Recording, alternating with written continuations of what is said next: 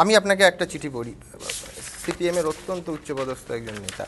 সিপিএমের মহাভুল, গৌতম দেব যোগ্যতম নেতা এবং ঘুরে দাঁড়ানোর প্রধান মুখ হওয়া সত্ত্বেও বুদ্ধদেব ভট্টাচার্যকে দীর্ঘদিন মুখ্যমন্ত্রীর আসনে বসিয়ে রাখা এবং গৌতম দেবকে মুখ্যমন্ত্রী হিসেবে প্রজেক্ট করে, প্রচারের প্রধান মুখ হিসেবে প্রজেক্ট করে না নির্বাচনে যাওয়া। সাদা পাতা, একটা কাগজও লেখা নেই, আমি সম্পূর্ণ কাল্পনিক হয়ে পড়লাম। আমি শুধু এইটুকু বলছি যে নাম না করে পড়া চিঠিটা সাদা পাতার মতোই গৌতম দা। জেল ক্লাবের পরে আরেকটি প্রাইভেট জায়গায় ও গিয়েছিল, সেখানেও বিয়ার খেয়েছিল।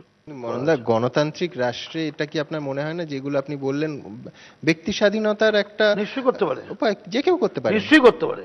Where does this Samaj thing goes? Hang on.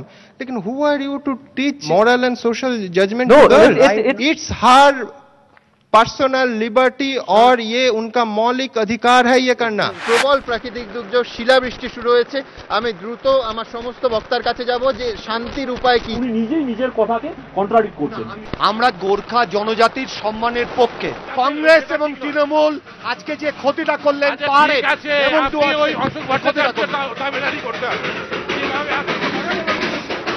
সরকার দায়িত্ব নিয়েছে এবং জনমুক্তি মোর্চা এগিয়ে এসছে। মানে আমি অন্তত কোনো টেলিভিশন চ্যানেলে কোথাও এই দুর্যোগের মধ্যে এরকম অনুষ্ঠান দেখিনি।